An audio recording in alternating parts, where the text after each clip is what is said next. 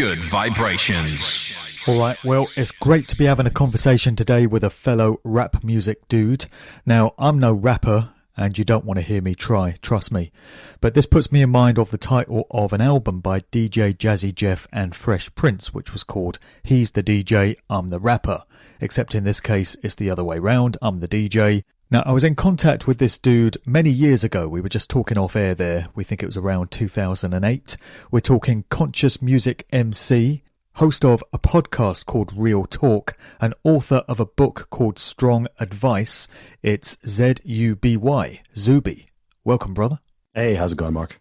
Or maybe that should be Z-U-B-Y in your case. I pronounce it, I spell it out depending on if I'm talking to a British person or an American. I code switch. Sure, okay. And we're chatting to you in the UK today, right? That's right. Well, the title of your podcast is Real Talk, and I'm into all that, as people may know. I'm also into common sense and critical thought, and these are all qualities that have been unbelievably lacking from so many people over the course of the past year in the midst of the insanity in which we've all been forced to live. But you're somebody that's never had a problem with saying what's on his mind, and I definitely respect that. Thank you. Yeah, I don't know why everyone else finds it so difficult, but yeah, maybe I'm just wired that way. Yeah, I don't know either. So, how long have you been rapping, man? Man, I've been rapping. I started rapping in 2005. I released my first album in 2006 when I was in my second year of university. And yeah, so about 15, 16 years now, which is crazy because it really doesn't seem that long. But I've put out 5 albums and 3 EPs. I've got my 6th album and 9th project coming out this June. So yeah, I've been in the game for a while, achieved a lot of stuff independently, got a lot of strings to the bow, built up a large sized following through my music and other things that I've been doing over the last few years. So here we are. Yeah, time flies when you're having fun, and it seems to drag when you're fighting tyranny every day. For real. Yeah. So would you say your output has always been of the conscious, meaningful message music variety, or is that something you've got into more in recent years? Yeah, from the very beginning, man. In hip hop and in the creative world, people like to say, keep it real. People like to talk about realness. People like to talk about authenticity, keeping it real. But the truth is most people don't, right? People like to say that. People like to claim it, but people don't. And people conflate the word real with gangster or street or whatever. Like, I'm not a gangster dude. I'm not a street dude. I come from a, well-off family. I grew up in the Middle East, in Saudi Arabia. I went to boarding school. I studied at Oxford University. I'm an intelligent guy. Got a computer science degree. From day one in my music, people can go back, listen to my first album, Commercial Underground. And, from the beginning, no gangster talk, no gun talk, no knife talk, no profanity, no drug dealing or promoting drug stuff, whatever, man. I've always kept it clean because that's who I am. I've kept it real in the truest sense, which is kind of funny because some of my critics will say, oh, Zuby's not real because he's not rapping about all this stuff that he doesn't actually do. But to me, that's as real and as authentic as you can be. And it's sort of even more ironic in this day and age, especially being in the world of music, and even entertainment in general, where so many people are afraid to actually speak their minds or voice certain opinions or not go along with the herd mentality and the groupthink, that despite the fact that, I haven't really changed much over those 15 years, but somehow in 2018, I started becoming known as a somewhat controversial figure, despite the fact that in any kind of sane world, I think I'd be one of the least controversial people that exists. If I rapped about, how many women I slept with and how many people I stab or shoot and was dropping the N-bomb and other swear words every 2 minutes, then somehow that wouldn't be controversial. That would be considered normal. But because I stand for and have always stood for the opposite of that, and I have certain socio-political or cultural views which do not necessarily go along with the sort of herd mentality in the music industry and entertainment in general, or even society in general, despite them being very mainstream views, people view it as something that's sort of countercultural in a strange way. And I think that's a good testament to just how weird the culture has become over the last 15 to 20 years. Well, you make a very good point. You can look at somebody like Jay-Z, for instance. He's just one example, but there'll be many others. And their output over the years will have consisted of talk of slinging crack, doing all kinds of crime, killing people, banging large numbers of women, big stacks of cash, gold chains, all of this. And that's not considered controversial because of the norms that have been set within hip-hop for things that can be talked about and are acceptable. Yet if those same artists came out and had anything vaguely critical to say about the government's stance on COVID or lockdowns or mask mandates or vaccines, you know, just some straight real talk like that, that would be considered controversial in the current environment because of the way things have been structured. And that's a pretty crazy paradigm to find ourselves in. Yeah, it is. And, you know, these seeds have been being planted over the course of several decades. And I mean, you brought up the whole COVID situation. I mean, of course, that's just in the past year. But prior to that, things have been shifting in a lot of weird ways. I mean, you know, people were considering me a sort of controversial or countercultural figure. Like I said, probably from around 2018 when my audience really started to grow more and I started to develop more of a following in the USA and globally. And to be totally honest, yeah, sure, sometimes I kick the hornet's nest intentionally, but the majority of things I say or I put out there, I think are very logical and reasonable and honest and truthful and not particularly controversial. You know, we're living in a time and an age and in a place where saying that men can't get pregnant is supposed to be controversial, right? Saying there's two genders is supposed to be controversial. You know, supporting any political party that's not super left-leaning or holding any view that's not liberal or so-called progressive, etc., especially if you're a public figure or especially if you're in the music world or the entertainment world, etc., somehow that is supposed to be controversial now. And I think it's hilarious how much in these, you know, these are the same people who are talking about how much they love so-called diversity and inclusion and acceptance and tolerance. And at the same time, they're advocating for, well, at least in practice, they're showing the opposite for it. You know, this ties into cancel culture and all of these things are tied together. You know, we've just been living in a very weird time over the last 10 years. And I think the last 5, it's sort of accelerated. And things have gone outside the realm of academia and social science and sort of fringe viewpoints to become mainstream. I mean, it seems like every single institution that exists, from the police to the churches to governments to businesses and corporations, everything has been infected by, you know, intersectionality and this sort of woke ideology. Every single thing has been infected by it. And again, that's a relatively new thing. It impacts a lot of issues and a lot of different subjects. And I'm not a fan of it, and I very vocally oppose it and have done for some time, because I think it's destructive. I don't think it's progressive at all. I think it's a giant step backwards in many ways. But yeah, you know, simply I just voiced my opinions, and I think in doing so, well, I don't think so. I know in doing so that I represent the views of just millions and millions of normal people who are not sort of fringe whack jobs or radicals or anything. They're just people who believe the same things that they did in 2012, you know? Well, so much of what you've talked about there falls into social engineering, of course, which is something that you and I comprehend and many of my listeners will comprehend.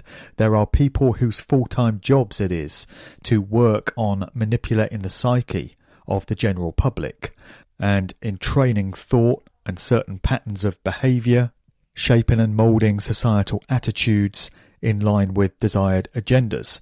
There's psychologists and social scientists and anthropologists who do this stuff for a living every day. So it's hardly surprising that they've been so successful in cultivating the way people have thought about things, particularly in this last year. But you know, going back to hip-hop, it strikes me that the ability and the potential to communicate messages so effectively through this means was always the great potential behind this art form. You know, originally coming out of the Bronx and then spreading out to the other boroughs of New York and then going out to the rest of the United States and then out to the rest of the world. It was a chance for rappers, for MCs, for poets to communicate to large numbers of people in a way that just hadn't been there before. And there's so much that could have been achieved through it. This might give some clue as to how and why it was so ruthlessly infiltrated and hijacked and co-opted by the control system through the corporate record companies. And obviously what we have now, it bears no relation to what went before in terms of the original essence of this art form. But would you agree with the statement generally that the great potential of hip-hop was always to communicate meaningful messages that really uplifted and inspired and educated people? Yeah, absolutely. And honestly, I don't think that has changed in terms of the actual art form, right? You know, rap has evolved. Certainly if you're talking commercial music and the mainstream side of things, sure, the artists and the messages and the styles of music that are being pushed now are different. But as an art form itself, just like the art form of writing or filmmaking or, you know, these different mediums, they remain what they are. It's just that people choose to use them in different ways. And you were talking about social engineering before. I mean, that affects what the market demands. It affects what fans want and what fans are listening to and what they sort of get fed, etc. But as far as I'm concerned, the sort of pure hip hop will be as pure as the artist wants it to be. You know, hip hop is kind of whatever the artist wants it to be. So I don't think it's really changed I don't think the art itself has changed at all. I don't really think art and mediums of communication if they do change, they change very, very slowly. However, I think the sort of commercial aspect, the market demands, the economics behind it, and the social and cultural factors behind it, yeah, those change pretty rapidly. And I think that goes well beyond hip hop. I think that's just the world and society and culture in general. Something can be, you know, people can think a certain way in 2006 and the world can be a certain way. And then in 2016, it's different. And then in 2021, it's different. You know, a lot of the conversations, a lot of the debates, discussions, arguments I'm having with people right now, even at the beginning of 2020, these were not conversations, right? At the beginning of 2020, all my life, I've never had people trying to force me to get an injection. I've never had people trying to force me to wear a mask. I've never been having people telling me that I'm going to kill their grandma if I go outside, right? Just pure hysteria, emotion, etc. You know, if it'd be literally at the beginning of 2020, at the beginning of last year, if you were to suggest to people, regardless of where they are on the political aisle, if you were to float the idea that they should need to show papers of having taken a certain medication or drug or injection to go to the pub or to go to a football match or to go to a music concert, etc., they would have laughed you out the room, right? They would have said that that's insane, that sounds like something from North Korea or from the Soviet Union, etc. They'd say, no, that can't happen. This is the UK. This is a free country, etc. And now in the same country, you know, people, millions and millions of people are literally pushing these policies, right? So they changed their minds in the course of less than a year. I simply have maintained my position that no, you know, like standard, you know, I mean, it shouldn't even have to be a libertarian position, just the standard position. Like, no, you know, the government doesn't have a right to force you to inject a substance into your body. They don't have the right to force you to stay at home, especially if you're perfectly healthy. They don't have the right to tell you how you should dress when you go outside publicly. I mean, I grew up in Saudi Arabia, right? People talk about Saudi Arabia being an authoritarian country. I mean, I think Saudi Arabia is probably freer than the UK right now. So it's all kind of ironic to me that how quickly people in the West, especially in the Anglosphere, have switched. You know, a significant percentage of people have maybe the authoritarianism in them was just dormant and we never saw it before. But I mean, the past year has exposed every single authoritarian in our society, because now more than ever, I've never seen so many people getting off on telling and demanding and trying to control other people's just basic behaviors and basic movements. I mean, the whole thing is just mind-blowing to me. Well, absolutely. I agree 100%. And I've made the comment on many previous podcasts that if you told people 1 year ago that they would be living the way they now are, that their daily lives would consist of what we see around us right now, they would not have believed you. They'd have said, get out of here, you're crazy, get out of my face. And if you told me just over a year ago that it would have been possible to have entire populations behaving in this way against their own self-interests, with common sense so absolutely lacking, I'd have told you you were crazy. I wouldn't have believed that. I'm just looking at your Instagram page here, and you've got some great postings. Let me just read a few of these out, talking about common sense. I honestly believe that if the media and experts said that blue masks don't work, but yellow masks do, then a significant percentage of the population would switch colours tomorrow and proceed to call anyone who questions it a science denier or a conspiracy theorist. You know that would be the case. I mean, all joking aside, that would seriously be the case. They've brainwashed half the population to believe that freedom is inherently selfish. Kids in 1995, sticks and stones may break my bones, but words can never hurt me. Adults in 2021, words are literally violence. What else? Who remembers flatten the curve? We might be the first generation that gives up all of our basic freedoms by choice. And you've also written, they closed all of the gyms in the name of public health. I still can't get over that. I mean, does it disappoint you how few music artists have been outspoken about the straight madness, the insanity in which we're now living? Because music people are supposed to be a bit edgy and dangerous and kind of anti-establishment, particularly in certain genres. When you think about the punk genre, maybe heavy rock, grunge, and of course hip-hop, you would imagine that hip-hop MCs, left to their own devices, would have a thing or two to say about a thing or two. But, since this whole COVID agenda broke, where are Public Enemy, for instance? I mean, Public Enemy never used to have a problem saying how they felt. Chuck D, Flavor Flav, very outspoken about racial inequality, police brutality, that kind of thing. Where's Dead Prez? M1, they've spoken out about various things in their time, but I've not heard them have anything to say about COVID fascism. Where's KRS-One? He's been a bit silent on that front, hasn't he? I mean, the only thing I've heard Public Enemy say is they've been doing a whole load of Trump bashing. On their last album, they're just laying into Donald Trump every other track. But that's it. That's all they've got to say about current affairs. And on the UK front, we might ask, where's Low Key? Low Key never had a problem talking about some very controversial issues. Palestine, Israel, Obama being a warmonger. And yet, Low Key seems to be towing the line and not rocking the boat when it comes to speaking out about COVID. So, I mean, I just find this really disappointing that there isn't a huge chorus of voices coming from the music world. And instead, it's all just left to a small handful of courageous individuals like yourself.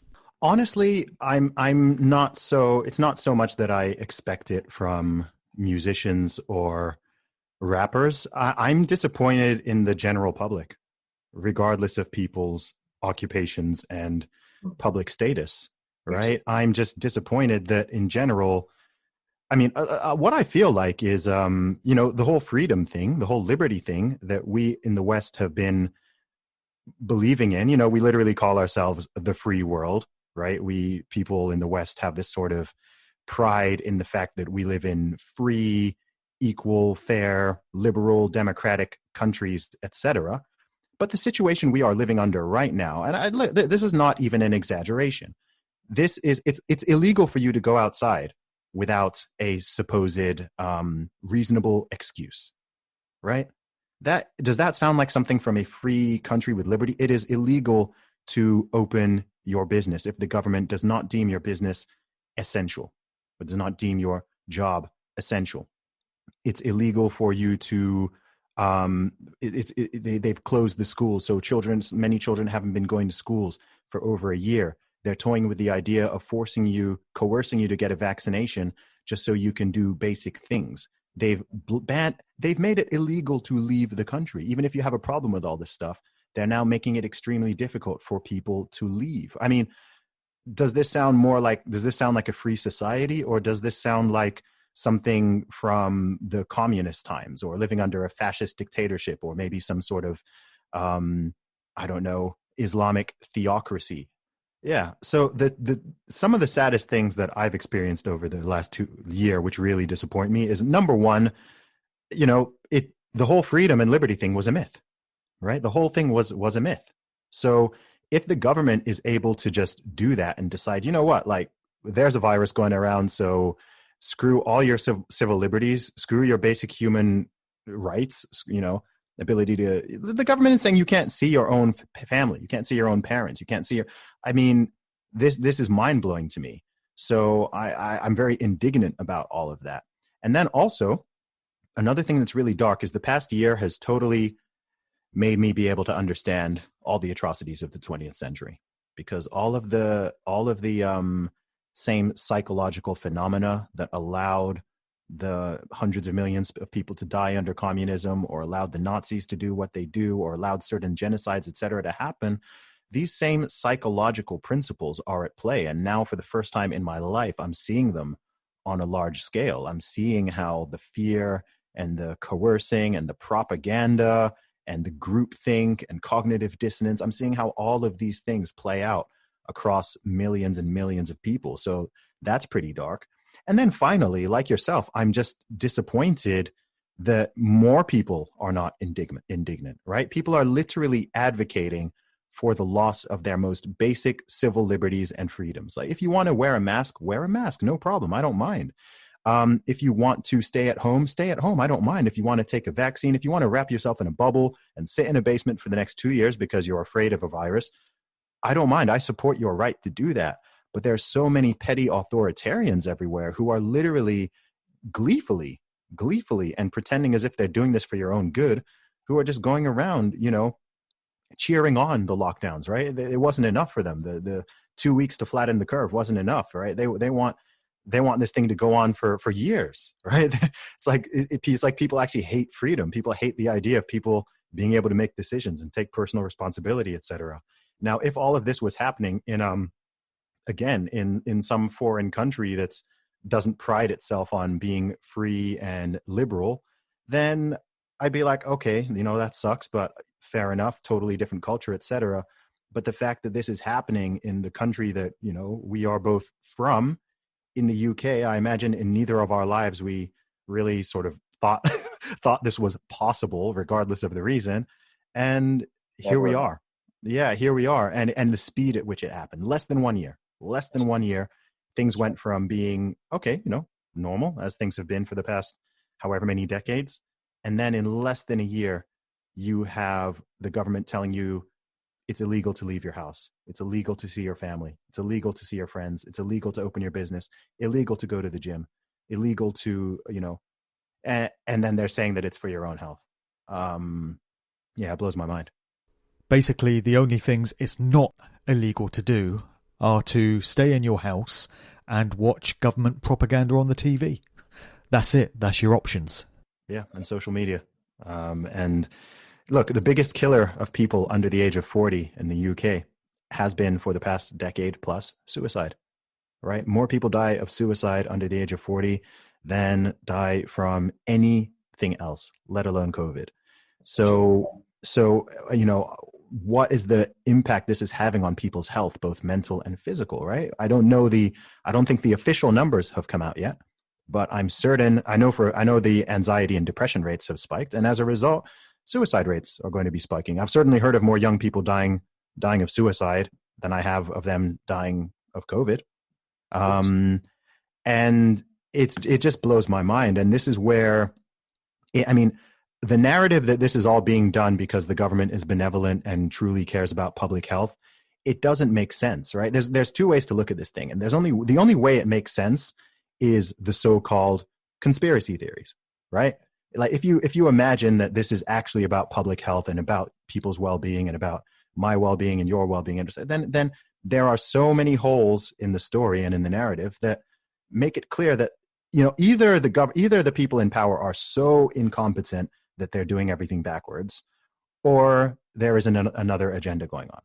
And so the idea that there's another agenda going on makes far more sense to me, because then the lockdowns make sense, right? If you deem this being about money and power, about wealth transfer and authoritarian top-down control, if you view it through that lens, then everything makes sense. If you view it through the benevolent altruistic lens, then very little of it makes sense. So you know, regardless of whether someone considers themselves the type of person who normally sort of leans towards so-called conspiracy theories, at this point, with this particular situation, if you are any type of critical thinking individual, it is literally impossible not to. And I'm someone who generally likes to, you know, give people and give things the benefit of the doubt. But, you know, we're 1 year into this thing. You know, I've been calling shenanigans for a year. I've been calling shenanigans since last March. But at the longer it goes on, the more it confirms the fact that there's an ulterior motive going on here. Each time they move the goalposts, each time they extend the lockdowns, each time they implement a law or a policy that's not justified, each time another lie or another contradiction comes out, each time another politician is caught breaking the rules that they've been telling you to follow, it all erodes trust in the official narrative. When you see that they're inflating the numbers, when you see that the way they're counting certain data points, etc., it doesn't make sense from a health and a benevolent standpoint. That's just the truth. Well, that's right. And many of us have been able to see this for what it is right since day one. I mean, honestly, hand on heart, I can say that when this scamdemic really started to gain momentum in March 2020 and it became clear where it was all headed, I knew straight away that it was a scam because I've seen so many of them. I've diligently studied false flag terror events, so-called, over the years, and you get to learn the methods, the tactics, the mind control techniques, the gaslighting that gets done, the crisis actors that get used, the signs and symbols that they put out there, the calling cards. And I saw so much of that with this COVID narrative, and I can honestly say there has not been a single day in the last year where it's even crossed my mind the possibility that I might catch any kind of a virus. I mean, it just has not figured in my thoughts because I know this is all one massive psyop hoax. I don't even entertain the possibility that anything could happen to me because I know it's not real. On the other hand, when you have done the research and you come to realise what COVID is being used as a smokescreen for, what it's being used to disguise, and what it's being used to justify ushering in, that's where it becomes terrifying. That's where the real fear lies. So while the majority of the population is running around in masks, jumping out of the way of other people, convinced there's this deadly virus, clouds of it floating in the air, and it could kill your gran, some of us, our fears lie in other areas, and they're very much more justified, because we know what the plan is and where this is all intended to be headed. And again, this is why I get so disappointed to see so few musicians, artists, particularly rappers, using that amazing opportunity that they have to let their voice be heard. They've got a captive audience. They've got fans who hang on their every word. What a wasted opportunity it is when you could be reaching and influencing and inspiring huge amounts of people through your art form, using your skills, using your talent, and yet you don't. You just fritter that away and squander that opportunity, an opportunity that so few people ever get on that kind of a scale. I mean, it was actually M1 of Dead Prez who did say to me once in interview, if you're an artist, but you don't make any kind of meaningful statements through your music, can you really say you're an artist? It really is monumentally disappointing to me that these platforms have not been used to sway people's thoughts and galvanize people and get them on board the side of truth. Yeah, I mean, well, I think that would sort of assume that they hold your position or my position on it, which I think many of them probably don't. Right. So if they've bought into the narrative themselves, then of course they're not going to use their platforms to speak out against it because they support it. Right. If you support the mask mandates, if you support if you support this particular vaccine or injection, if you support the lockdowns, then if you speak out, you're going to speak out in favor of them, right? I mean, you're seeing plenty of celebrities speaking out in terms of, encouraging people to wear masks. Well, yeah, sure. But it has been my experience that when it comes to rappers, hip-hop artists, they are more well-tuned to, conspiracy type subjects or alternative ways of thinking than artists in certain other genres. That's the way it's been historically. Yeah, no, I hear you. I think it's probably going to be a combination of the two, right? So I think some artists, like, I don't know these people personally, haven't spoken to them personally about it. Some of them will have bought into the narrative. Like, I'll tell you, someone who I saw speak out against it totally was a Pitbull, of all people. Oh yeah, true. I saw that. Very unexpected. He's someone who's come from Cuba, right? So he can see, he's got that insight of like, wait, hang on, this reminds me of something here, right? He can see the manipulation, but most artists in the UK or the USA, they probably can't. So I think most of them have bought into the narrative. And then those who haven't, again, whether someone's a public figure or not, most people are fairly cowardly. This is just the truth. It's a sad truth that the average level of courage is not particularly high. Sure. People are afraid to post under their real name on social media. People are afraid to put up a photo of themselves online because they're worried about losing their job, or they're worried about just being made fun of, or they're worried about the so-called mob attacking them on Twitter or on Instagram or whatever. So, I mean, that's cowardly. Like that's cowardly. If you can't even voice your own basic opinions, and you're so terrified of the retribution that you're hiding behind a cartoon character or something, then yeah, of course, people like that, unless anonymously, like they're not going to speak up. And so, yeah, I mean, I tweeted another time, like, this also went viral. I just tweeted, cowardice is the real pandemic, right? Because it is. If people are not willing to, this is one thing that frustrates me, and this is one thing that really frustrates me in Western society, modern Western society, is that it feels like on every single issue, there is a so-called acceptable opinion, right? There's an opinion that you can voice publicly on TV, on the radio, on social media, whatever, and you're kind of going to get, cheers and support.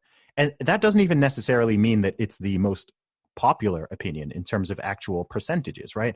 There are situations where 80% of people, or maybe even 90% of people, believe one thing, but somehow the fringe version is the one that you can sort of voice publicly without any fear or concern about retribution, especially if you work in certain industries, if you work in Hollywood, if you work in the music industry, if you work in academia, if you work in the tech industry, these things which have like a heavy leftist progressive bias, then yeah, on every single issue, there's an acceptable position.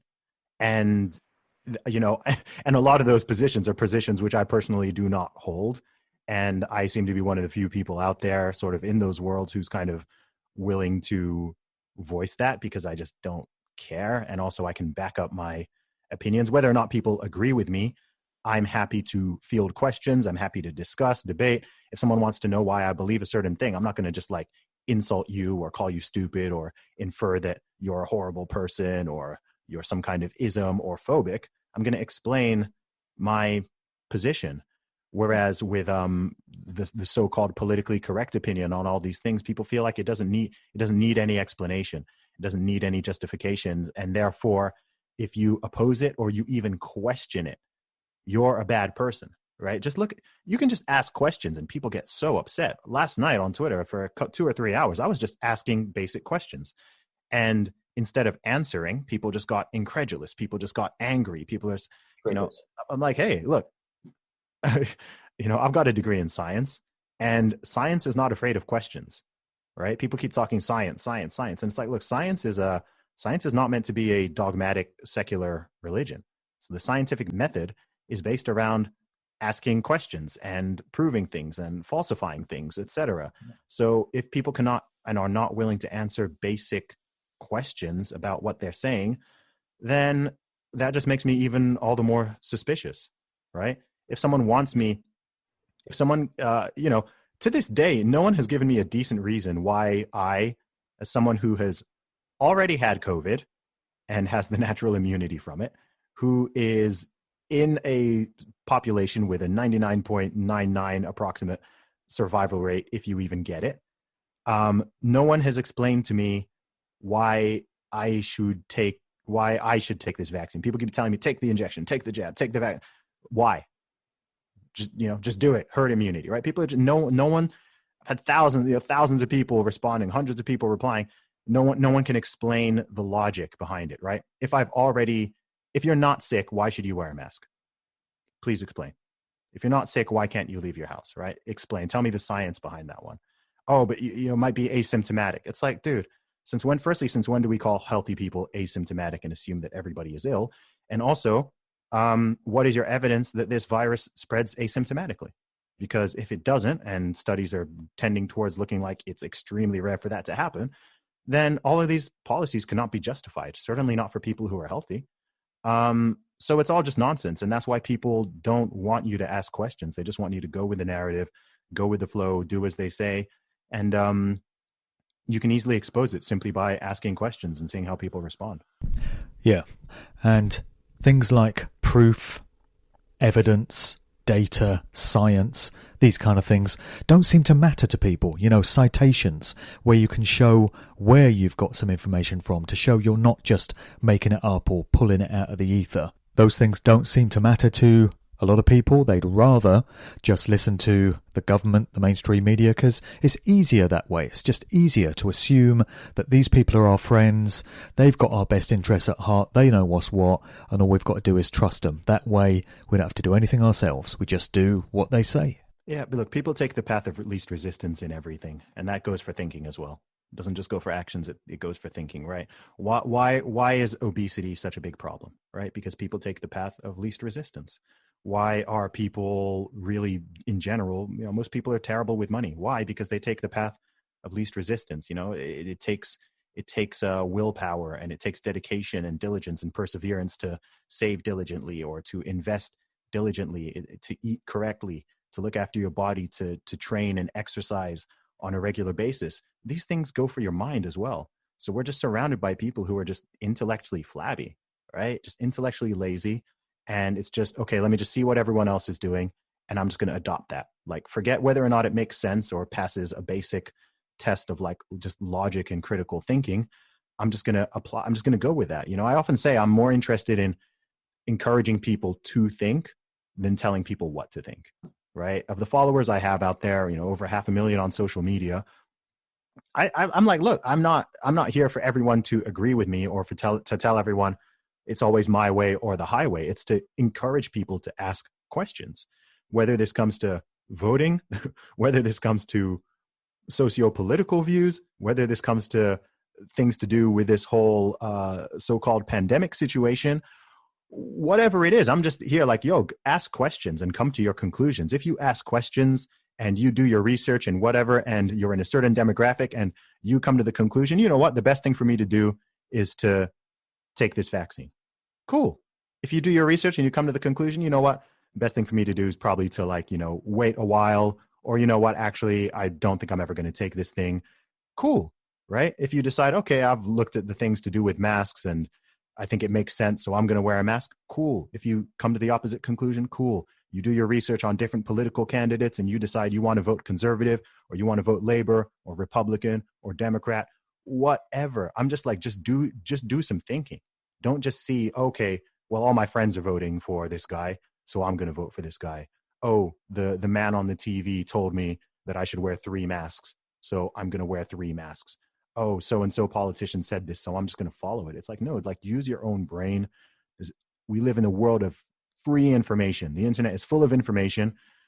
Look at it from both sides, look at it from different angles, do your research, and do what you ultimately think makes most sense. This is my position on most things, right?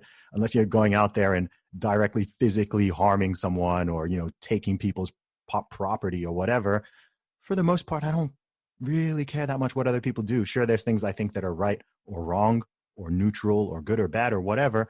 But for the most part, if you're not going out there and assaulting, robbing, murdering, raping, stealing, harming people, then, that's your life. You're free. Again, in a free society, people have to be free to make decisions, which also means they have to be free to make bad decisions. And I think a lot of people don't like that one.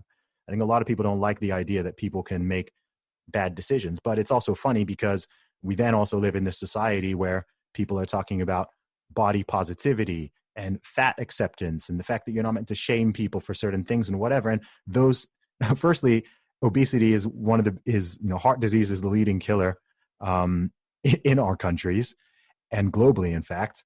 And then we also know that the vast majority of people who have serious complications with COVID-19, besides the elderly, are people who are overweight and obese.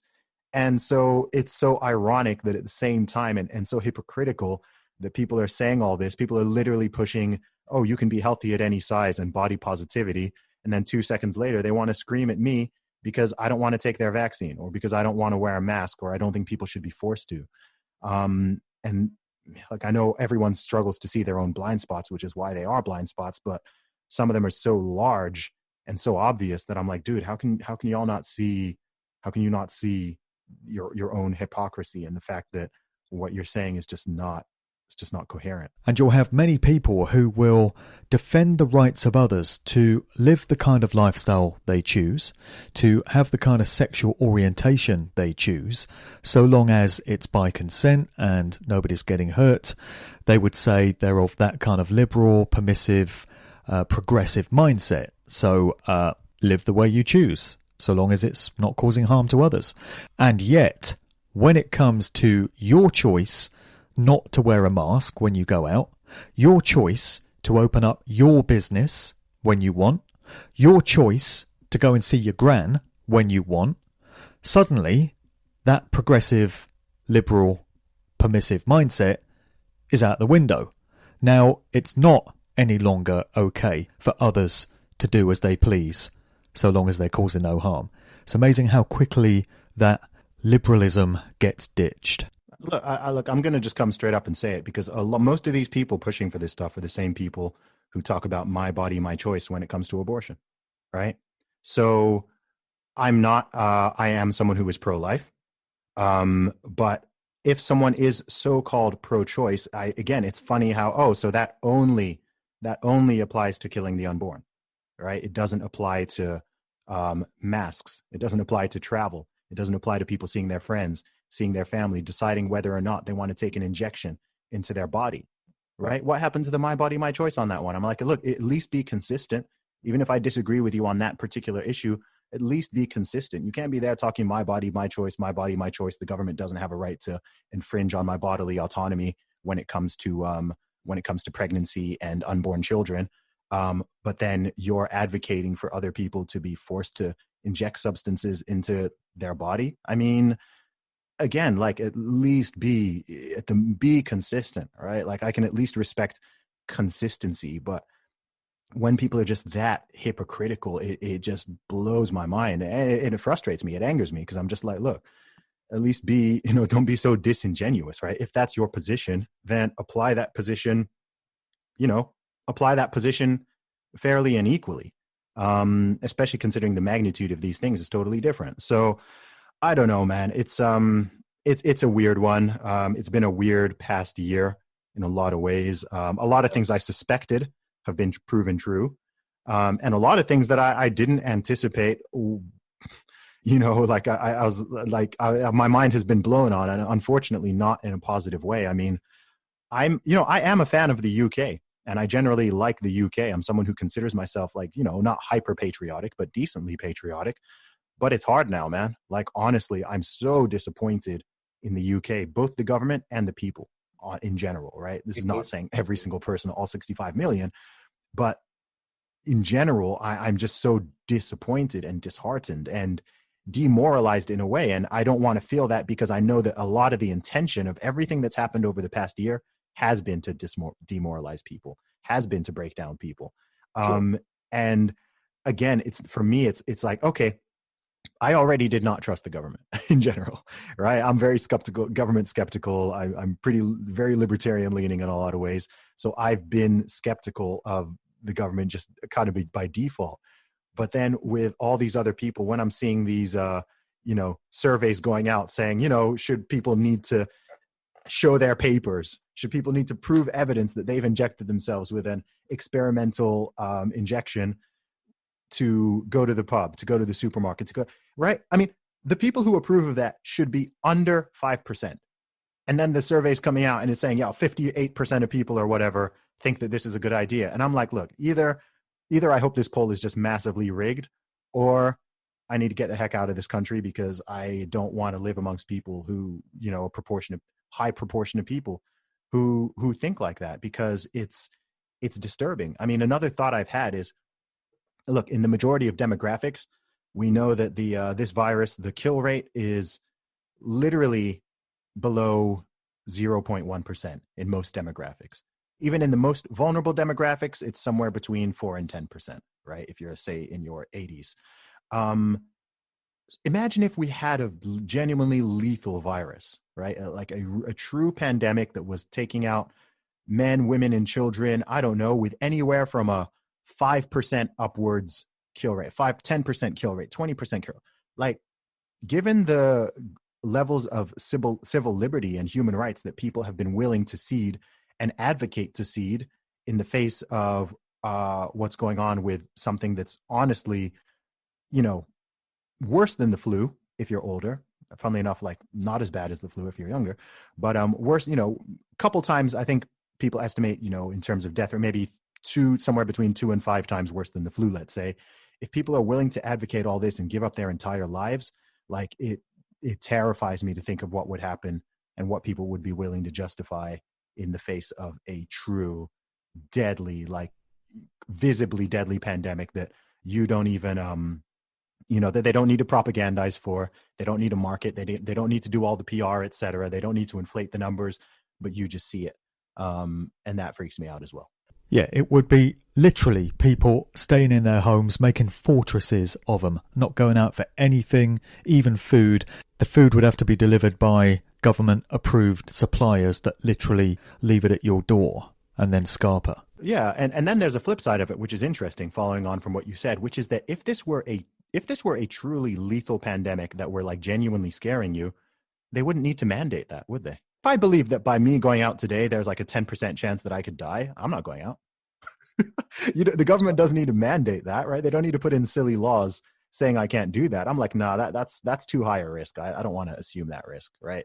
We do these risk calculations every day. So the fact that they've run so much propaganda, putting up posters, using the TV, running radio ads, all of this stuff, there's literally a PR and marketing campaign for coronavirus, right? There's literally is the first virus I've ever seen with a whole marketing department behind it and like a whole fan base. It's crazy. It's being pushed. Like, I want to hire the people who did this to promote my album. So it's just wild to me, because I'm like, in the face of a true pandemic, like, now I'll be real, if it were not for social media, certainly where I live here in Southampton, for the past year, like if there hadn't been the response and, people running around in masks and stuff, I would not know that anything is going on. Exactly. Honestly, I would not know anything's going on. Maybe this is different in some places. Maybe if you live in some parts of London, or maybe New York City, or Wuhan in China when it started, maybe, okay, you would have visibly seen some stuff going on. But where I am, I'm just like, I don't know. I feel like for the past year, it's like people telling me, there's a lion outside. There's a lion outside. You go out every day, you don't see the lion. And then, like I said, I mean, in January, I tested positive for COVID. I was sick for a week. And yeah, it was like a bad flu. I don't recommend it. I'm not, but ultimately it's also, I was like, okay, well, this isn't worth shutting down the lives of 65 million people in the UK, and I don't know how many hundreds of millions or billions worldwide, to stop this, especially given that it doesn't work anyway. Like it doesn't work. Like I don't even know how I got sick, right? Because I haven't been going out there like acting crazy or anything like that, as maybe some people online think. And I still got it. And I accepted early on. This time last year, I accepted, you know what? Well, we're all probably going to get this thing at some point. So you accept that COVID is a real thing. You don't feel it's just been the flu or pneumonia rebranded? I think it's both. I think that COVID-19 is a real thing. I also believe that flu is being reported as COVID-19. Or it may be a real thing, but it's very, very minimal in terms of its reach and effect, and it's clearly been hyped out of all proportion to achieve various political aims. It's definitely been hyped. I'm not in the either or campaign on this thing, right? Like I'm not someone who is saying that, you may have a different perspective on this in particular. Like I'm not here saying that, I think that COVID-19 exists, right? That virus exists. I also believe that people who are getting the flu, and certainly people who are dying of lots of other things, are being branded as COVID-19 cases, COVID-19 or COVID-19 deaths, right? And in fact, the latter one is a fact. But then the former, they're literally saying there have been 0 cases of the flu in the UK this year, right? Really? Like, come on, like. Maybe if they said that the flu was down 40% or something, I'd believe them. This is the thing. They're lying so blatantly in our faces at this point, and people are still going along with it. Well, it's one kick-ass disease, man. It's one badass pandemic. It's certainly kicked flu out of town. Let it know who's boss. Come on. Like, how are you going to say that the flu cases are 0? Like, I like the audacity of that. Like, and then you're saying it's because people are wearing masks and social distancing. And then you're also admonishing people saying that COVID is spreading because they're not wearing masks and social distancing. I mean, it's so clear that they're just mocking people. I don't blame them, man. Like, people are stupid, honestly. Like, it sort of pains me to say that. I know you're not meant to say that politically. Well, we are dealing with real talk. But it's true. In fact, I don't know why you're not allowed to say it, because it's not even, it's not a moral judgment. I can say that some people are short, some people are tall, some people are big, some people are small, some people are this, some people are that, but somehow, like, you're not allowed to say that some people are smart and some people are stupid. But with this particular issue, I don't think it's really an intelligence thing. I think it's more of a personality trait thing, and how much people buy into this, because there are a lot of, high IQ, otherwise intelligent people who buy into propaganda. We've always known that. I mean, we've always known that. That's not new. It's not like the people who have been propagandized over all sorts of different regimes and time periods and ideologies, et cetera. It's not like they were stupid. In fact, probably it might be possible. I don't know. It might actually be possible that people who are like above average, at least in terms of IQ, may be more susceptible to certain types of propaganda, especially when it's pushed as science, right? When it's pushed as science, then people who like to think that they're, I'm smart and everyone else is just like a stupid rube who doesn't understand this, then I think those people in many cases are actually easier to propagandize, because I don't know the exact reasons for it, but I think if it's framed a certain way, and if it makes them feel like they have moral superiority, and that they're smarter than everybody else, then I think people can be propagandized regardless of their so-called intelligence level. So when I say, like, talk about people being stupid, I'm really talking about I'm talking about critical thinking, right? I'm really talking about critical thinking. I think someone can be the lost art. I think someone can definitely be, you definitely have people who are like, say, in terms of an IQ test, right? If you're going to use IQ and intelligence as synonyms, you can have someone who's high IQ but does not think critically. And you can have someone who's lower IQ, maybe even below average, even significantly below average IQ, but they actually think more critically, right? They ask questions. It's a little bit like, I'll tell you what, it's a little bit like how it's probably easier to pull the wool over the eyes of adults in many cases than it is with children. Why? Because children ask questions. So if you're trying to like fob off, I don't know, a 4-year-old on certain things, sure, you can lie to them or whatever, but they're going to keep asking so many questions that you sort of have to keep lying if you're going to get away with a lie. Whereas with a lot of adults, they have their own biases and their own perspectives and whatever. So if you lie to them in a way or manipulate them in a way that agrees with their cognitive biases, they're quite unlikely to ask questions, right? If you take someone who, all right, let's use a political example, right? And he's not so much in the picture now, but if you, I'm sure, we both know people like this, intelligent person, take someone who's intelligent, but who believes that Donald Trump is the second coming of Hitler. They believe he's a racist, he's a white supremacist, he's this horrible, evil orange man, and they've totally bought into that. You could tell them a complete lie about Donald Trump as long as it paints him in a negative light, and they won't ask for evidence for it, right? You could just go to them and say, oh my gosh, like Trump said such and such. And they'll be like, oh my gosh, I can't believe he said it. And then they'll go and tell another 10 people about this horrible thing that you made up that Trump said, because it goes with their confirmation bias, right? Whereas with someone else, they might say like, oh, like, show it to me. Do you have a video of it? Like, what is it? So people tend to believe what they think, what goes along with their preconceived beliefs. No one is immune to this. Everyone does it to different degrees. But also, and this is actually an important point. I think a lot of people, this goes across everything. This goes from social, cultural, politics, this whole pandemic situation. People like to assume the position that they believe makes them a good person. And I think this is really, really key. People want to take whatever position that they've been convinced makes them feel like a good person. That's where all the virtue signaling that we have now comes from.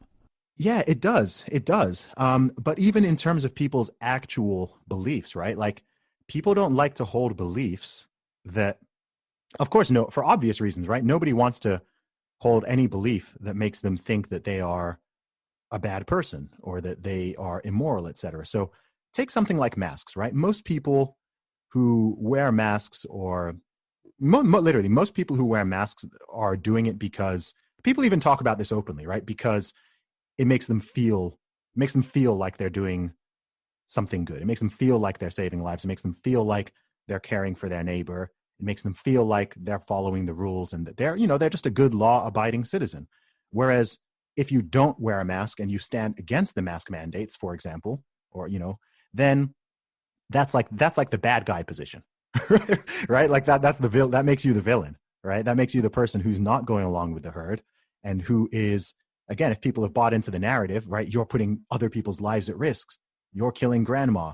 You're a bad person. You're breaking the law. You're now some kind of rebel, right?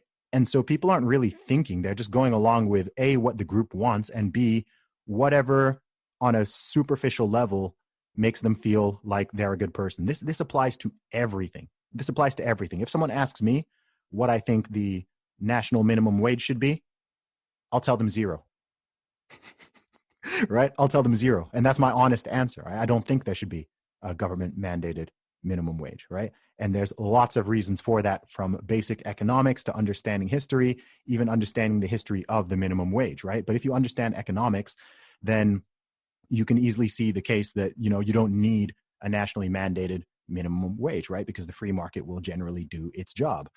But that's a bad guy position, right? It's the acceptable position is to say, oh, minimum wage should be, I don't know, $15 an hour or $12 an hour, maybe even push it up. I don't know, $20 an hour. I don't know. Why not 30? Why not 40 pounds an hour minimum wage, right?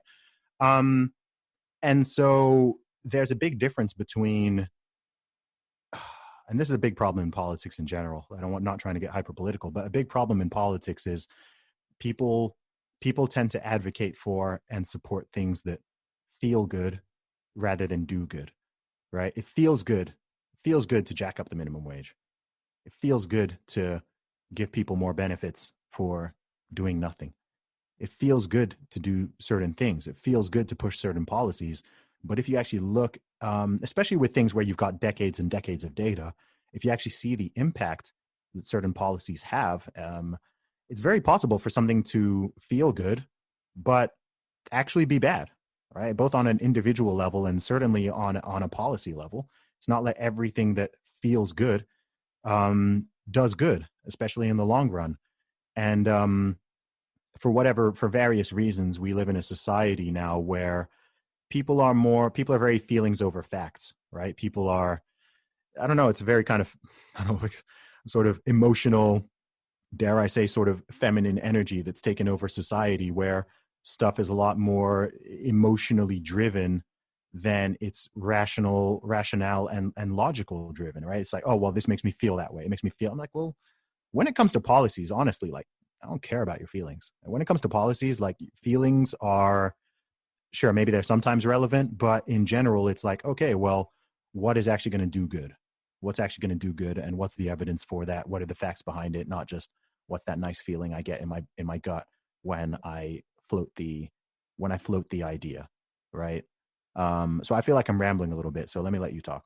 Well, just going back to what you were saying about groupthink and herd mentality, follow the leader, to quote Eric B. and Rakim, it's very entertaining for me to reflect on if we were able to somehow reach a tipping point where there got to be more of us critically minded truth seekers questioning the official narrative and calling out all the lies and the deceptions for what they are.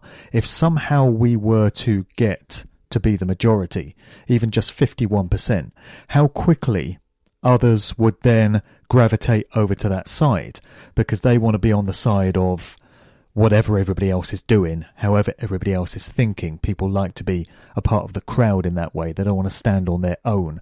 So it would be an amazing thing if people would just flock over to the side of truth because it's the done thing and somehow it replaces the fashionability of believing lies. I mean, I don't know what it's going to take to ever achieve that or how it would ever get done, but it's an entertaining thought either way, that this dynamic of follow the leader could really be turned to our advantage, if ever we got anywhere close to that. Yeah, I agree with you because it happened very quickly the other way around.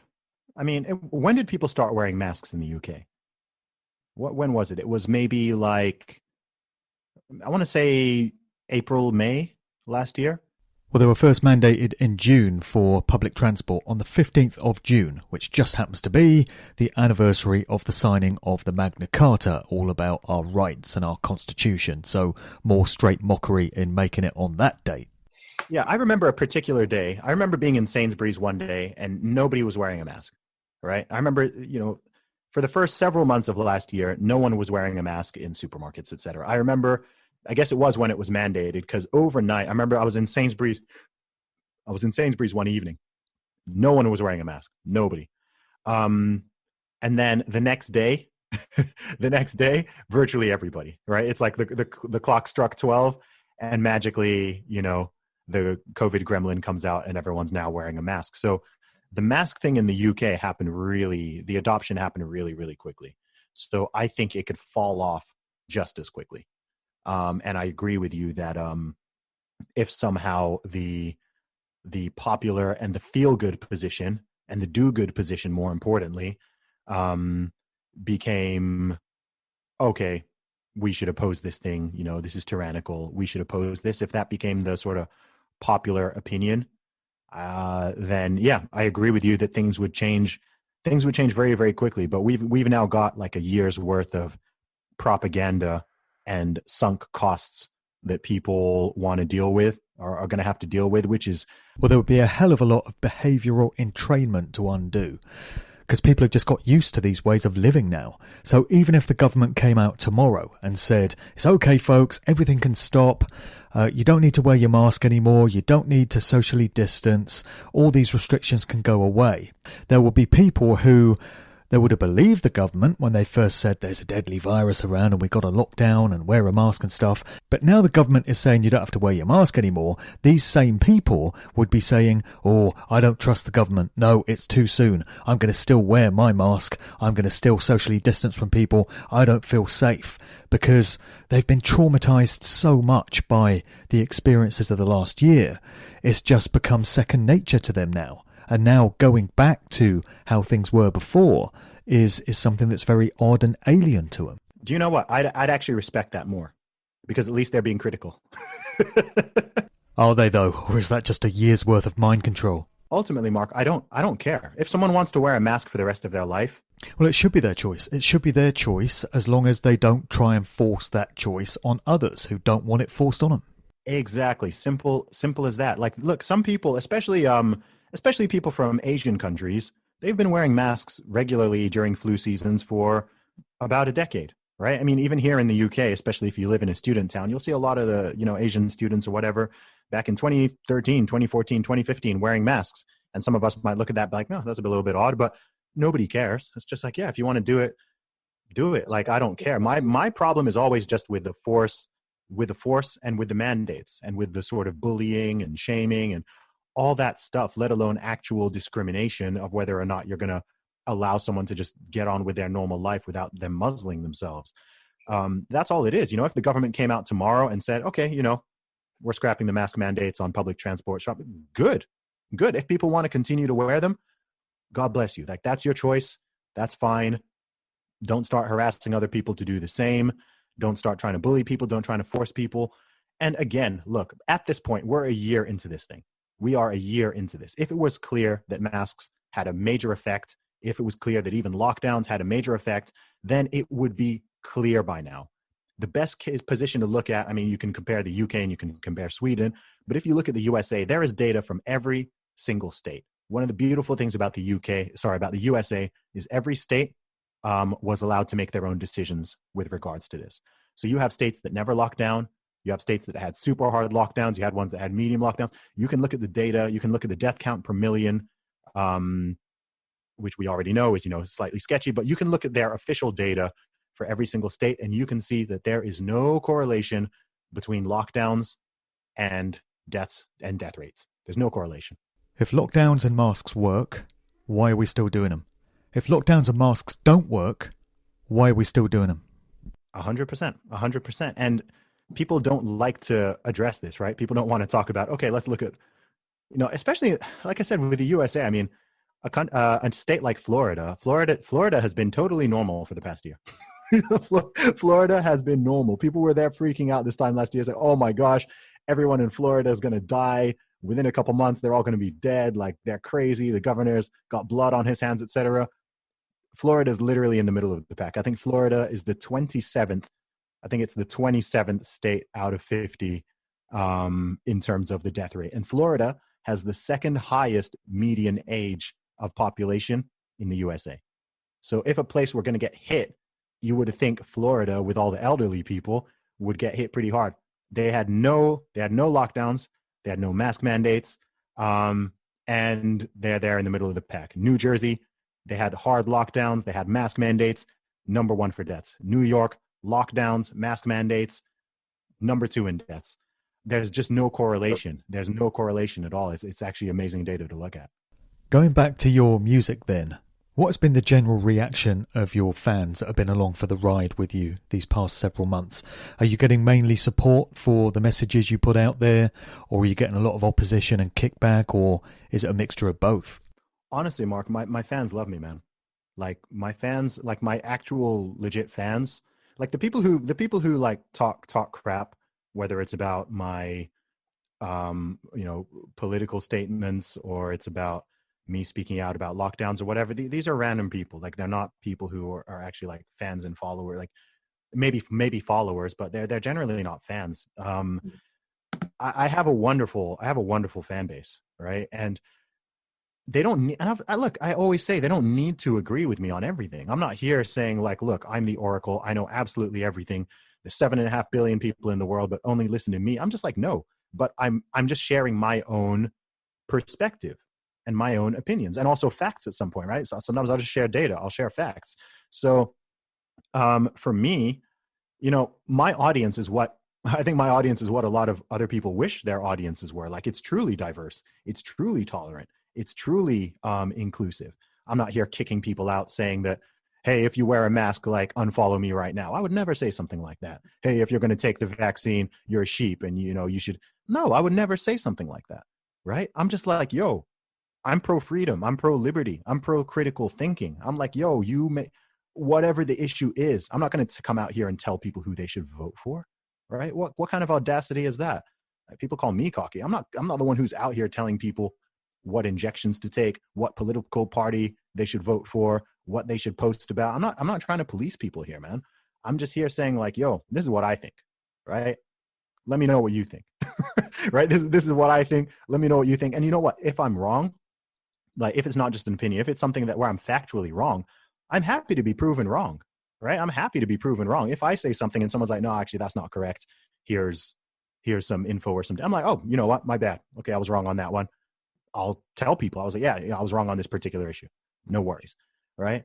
And I think this is another big problem. I think people are too afraid to run the risk of being wrong in public. Even though a lot of people are wrong in public, I think people feel like, I think that's part of the reason why people are so kind of silent, because they don't want to run the risk of sort of being publicly wrong. I think the willingness to potentially be wrong, or certainly to be challenged, I think being able to do that it's a bit of a superpower, actually. I think it's a bit of a superpower, because so many people are deathly afraid of it. And I think it's a problem. I think this is also a big issue that's going on with the politics and everything, because the politicians, the policymakers, the people in power, even some of the scientists and so-called experts, they can't admit that they were wrong, right? They can't admit that they were wrong. They've been proven to be wrong multiple times in the past year, many, many times now, whether that's from the numbers of people dying that they predicted, or the severity of the disease and its death rates, or how long this would go on for, or that would go on for, or whether or not masks work. Remember, not so this time last year, they were telling people not to wear masks and that masks don't work. Now they're telling people to wear it too, right? So they've been wrong. Either they've been wrong or they've been lying multiple times, probably a combination. But who has come out there publicly, not just in the UK, in any of these countries, who has come out? Which politician has come out and said, you know what, the lockdowns were a mistake? Or do you know what, we were wrong about masks? Or do you know what, we were wrong to put elderly people who tested positive, we were wrong to put them back into nursing homes? No, they're not going to do it, because it's about power, it's about popularity, it's about saving face, etc. It's not about doing what's right by the people. One thing I've noticed is there's a couple of artists I've singled out for having been very outspoken in this whole thing. I've mentioned them many times before. One is Ian Brown, formerly of the Stone Roses. The other one is Van Morrison. So they've both made it clear how they feel about things in their songs. And they've got a very mixed bag by way of reaction. So some people are supporting them. Some people are commending them for speaking out. But many of their diehard fans, their long-term fans, are saying, oh, come on, Ian, Van, just stick to the music. Leave the science to the scientists. You don't know what you're talking about. You're making a fool of yourself. Your music's great, but come on, just quit with all this this conspiracy stuff you're coming out with now. So they are having to endure a lot of backlash from people who, up to that point, had been their fans, just for the very act of speaking their minds, which is pretty ridiculous when you think about it, considering they're supposed to be artists, and that's what artists are supposed to do, express themselves. Yeah, it doesn't surprise me at all. It doesn't surprise me at all. And also, the thing is, a lot of artists in particular, and this goes for celebrities in general, is they, how would I put this? Oftentimes, like, I don't know about those two. I don't know about those two in particular, but certainly a lot of artists, they build their houses on very shaky foundations, right? So they'll spend a lot of their time. Like, one thing I make dead clear is I don't pander to anybody, right? I have my leanings. I have my ideas, I have my political leanings, I have my social leanings, whatever, but I'm not beholden to anybody. I want every single person who follows me to at least partially disagree with me and be okay with that, right? Because I don't want anyone to think that they can just hold me hostage, and that if one day I say something they disagree with, oh, it's over. Zuby, we've lost respect for you, unfollowing, never buying your music again, never supporting you again, because I hold a different position to them on something, right? I value genuine tolerance. And tolerance does not mean tolerance is not about people you agree with.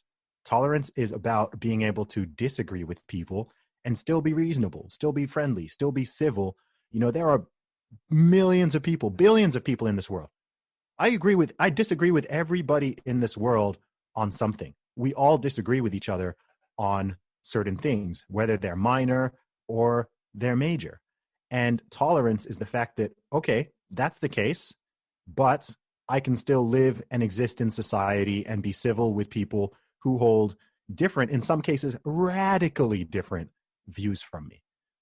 That's true tolerance. And so a lot of people like the word tolerance, people like the word diversity, especially in the music world, diversity, inclusion, tolerance, like all these nonsense buzzwords. But the music industry, the entertainment industry, is one of the least diverse, least tolerant, least inclusive industries that exists. And it's been that way for a while. This goes across the industry itself. It also filters into the fan bases as well, right? People want their favorite artists to just be their puppets, just parrot all their views. There are tons of artists I like, and there are plenty of artists whom there are artists and, you know, people whose music I like. I think their political opinions are garbage. Right? I think their political opinions are terrible for the ones that I can see. But that's fine. I'm not going to be like, oh, I'm not listening to your music anymore. Right? It's just like, okay, you know, I disagree with you on this thing, or I don't think you've thought about it properly. Someone else may think that way about me. You know, hopefully I think I explain and I defend my positions pretty well, whether or not someone still ultimately agrees or disagrees with them. But yeah, a lot of people just get off on controlling people, man. Like, people have this instinct in them. It's weird because I don't really have it. Like, I don't have this desire to control other people in me, but it's very clear that a lot of people do, and you see how it manifests. Well, I see why you call your podcast Real Talk, because we've had plenty of that today. Before we start to wrap up, I see you've got a book out called Strong Advice. Do you want to just tell people some more about that? Yeah, absolutely. So my book, Strong Advice, Zuby's Guide to Fitness for Everybody. You can check that out at teamzuby.com. So I've actually been going to the gym, and I've been training for longer than I've been rapping. I mean, I started going to the gym when I was 15, 16 years old. So I wanted to write a book that would be concise and clear and helpful for people, whatever stage they're at, especially beginners and intermediates, whether their goal is to build muscle, burn fat, gain weight, lose weight, or just maintain or get in better shape. I wanted to put together something simple, concise, easy to understand, and really applicable and practical that people can use. I've based it off of, almost 2 decades worth of personal experience and studying and learning and seeing what matters and seeing what doesn't matter, etc. So it's essentially all the stuff that I think you need to know in terms of nutrition, mindset, and training to achieve your fitness goals. It's appropriate for both men and women, beginners, intermediates, even if you're more advanced and you want a refresher. Strong Advice is for you. It's been massively successful so far. I released it totally independently. As of now, it's sold over 4,500 copies. It's shipped to over 40 different countries in terms of the physical books as well. So it's helping a lot of people. It's got over 250 5-star reviews now. So I'm really, really happy and glad I wrote it. All right, man. Well, we've had a great conversation today. Do you want to let people know just where they can go online to check out your music and connect with you and find all your online portals and all that good stuff? Yeah. So my music and my podcast you can find on Spotify, iTunes, and YouTube as well. If you want to find me on social media, ZUBY Music. And again, you can check out my music, merchandise, and also my book, Strong Advice, at teamzuby.com. All right. Zuby, thanks for coming on today, brother. Much love. This is just for fun. I'm picking up vibrations. I'm picking up